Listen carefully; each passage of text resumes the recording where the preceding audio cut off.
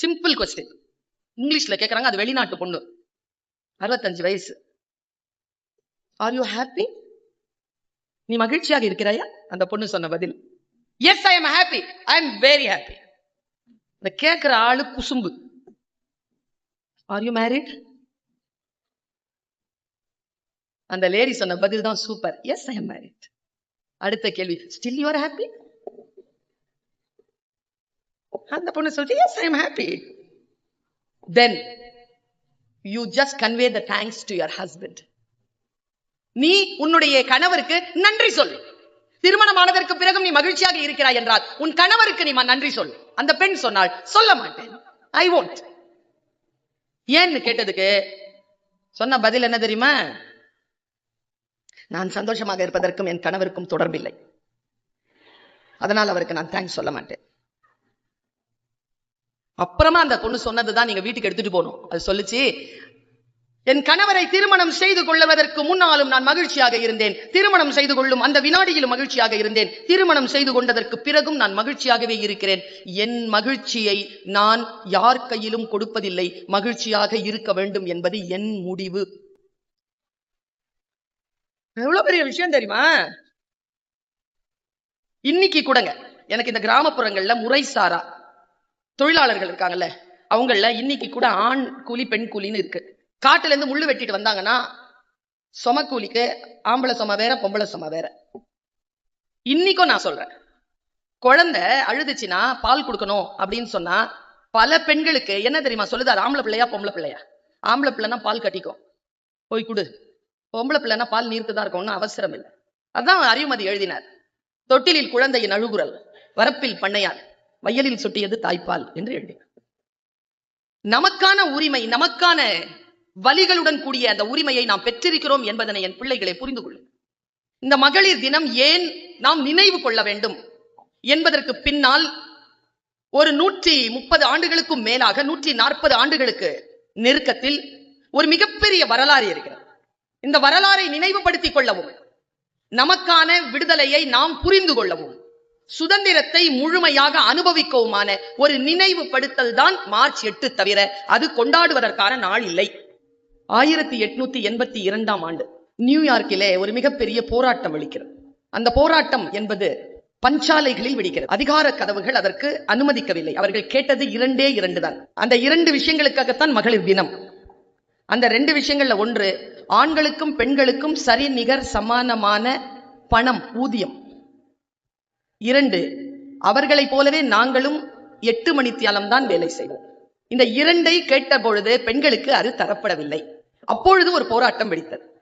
பஞ்சாலைகளில் அது வெடித்த பொழுது வரலாறு சொல்கிறது, பஞ்சாலைகளில் பெண்கள் உள்ளிருப்பு போராட்டம் நடத்தினார்கள். அப்படி உள்ளிருப்பு போராட்டம் நடத்துகின்ற பொழுது 75க்கும் மேற்பட்ட பெண்கள் உடல் கருகி செத்து போனார்கள். 2010 நடந்த ஒரு மாநாட்டில் இந்த விபரீத விபத்திற்கு பிறகு சில அதிகார வர்க்கம் வளைந்து கொடுத்து பெண்களுக்கும் ஆண்களுக்கும் சரிநிகர் சமானமான ஊதியத்தை நிர்ணயம் செய்தது. அதே நேரத்தில் தான் இவர்கள் வேலை செய்வார்கள் என்று நிர்ணயம் செய்தது. அதன் வெளிப்பாடாக 2010 நடந்த மாநாட்டில் மார்ச் 8ஆம் தேதி அன்று பெண்கள் தங்கள் உரிமையை மீட்டெடுத்ததனால் இந்த நாள் சர்வதேச மகளிர் தினமாக நினைவு கூறப்பட வேண்டும் என்று அறிவிக்கப்பட்டு தீர்மானம் நிறைவேற்றப்பட்டது.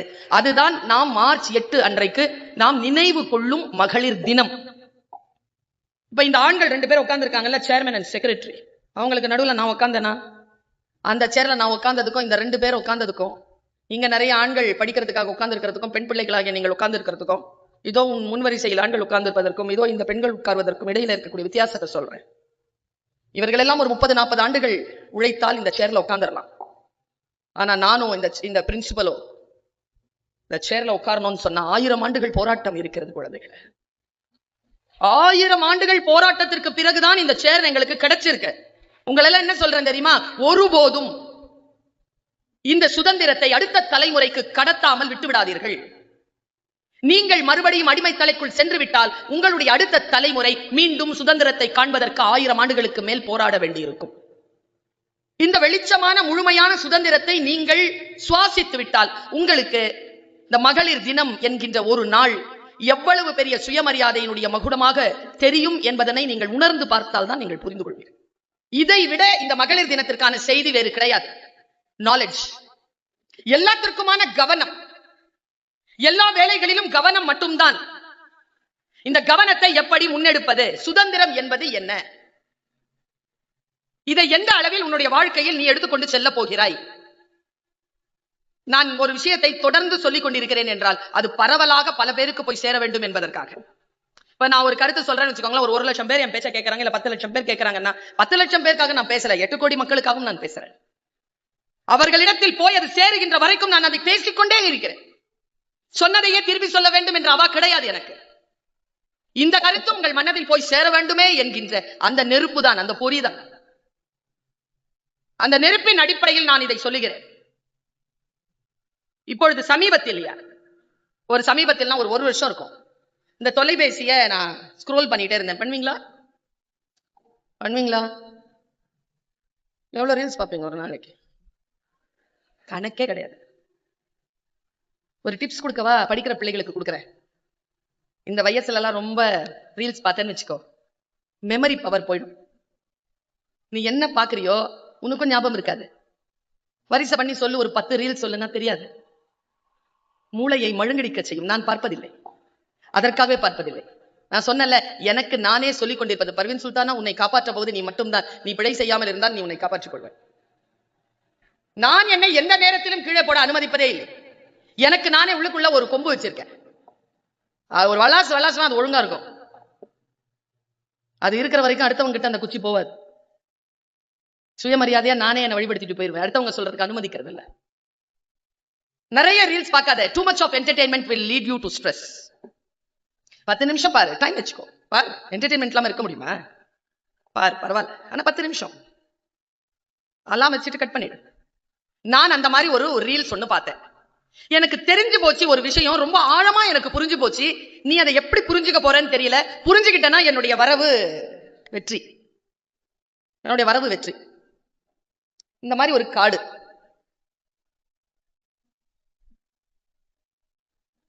பொட்டல் காடு, ஒரு வனாந்தரம் ரேஞ்சர் ஒருத்தன் வரான்.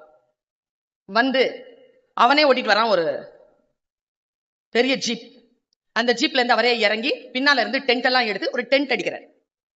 நல்ல அழகான இடம், அதுல டென்ட் அடிக்கிறார். டென்ட் அடிக்கும் போது பின்னால இருந்து ஒரு விசில் ஒண்ணு பண்றாரு. உடனே ஒரு நாய் ஒண்ணு வெளியில வருது. அது ஒரு வேட்டை நாய். குட்டியா இருக்கு, வெள்ளையா இருக்கு, ரொம்ப வசீகரமெல்லாம் இல்ல. அது ஒரு 2 அடி உயரம் இருக்கும், ஒரு 3 அடி நீளம் இருக்கும், அவ்வளவுதான் இருக்கு அந்த நாய். அந்த நாய் வந்து 2 அடி கூட இருக்காது, 1.5 அடி இருக்கும், அவ்வளவுதான். அது வந்து அப்படியே அது முகத்தை பாக்குது அப்படின்னு சொல்றான். அது ஓடிடுச்சு, காட்டுக்குள்ள ஓடிடுச்சு. அது என்னன்னா பக்கத்துல ஏதாவது மிருகம் இருக்கான்னு பார்த்துட்டு வரதுக்காக போயிருக்கு. இதுதான் காட்சி. என் பையன் என்கிட்ட கேட்டான், சார் ஒரு வாட்டி நீங்க மட்டும் நல்ல ரீல்ஸா பாக்குறீங்க, எனக்கு மட்டும் பாடாவதியா வருது.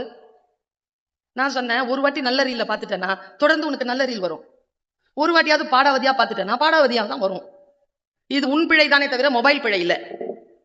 நான் ரொம்ப புத்திசாலமா நல்ல விஷயத்த மட்டுமே ஒரு 10 செகண்ட்க்கு மேல பார்ப்பேன். அப்ப அந்த மாதிரி நல்ல விஷயங்கள் தொடர்ந்து வந்துகிட்டே இருக்கும் எனக்கு. அது சர்வீஸ் ப்ரொவைடர் தான். நீ என்ன கேட்கறியோ அது கொடுக்கும். இந்த பிரபஞ்சம் போல சாமி மாதிரி. நீ எதை கேட்கறியோ அது கொடுக்கும். எதை கேட்கணும் எதை கேட்க கூடாதுன்னு நீ தான் முடிவு செய்யணும். அவனையே நான் திருமணம் செய்து கொள்ள சாவு இந்தா தந்தை வரோம். ஓ இறைவா, என் சித்தத்தின்படி அல்ல, எனக்கு பிடித்திருக்கிறது. உனக்கு சித்தமாக இருந்தால் உன் பார்வைக்கு நான் சரியாக வாழ்வேன் என்று சொன்னால் அந்த மனிதனை எனக்கு திருமணம் செய்து வைன்னு டப்புன்னு தூக்கி சாமி மேல போட்டுறணும். அது பார்த்துக்கோ. நம்மள கடவுள் நம்பிக்கை கொண்டவர்களுக்கு சொல்கிறேன்.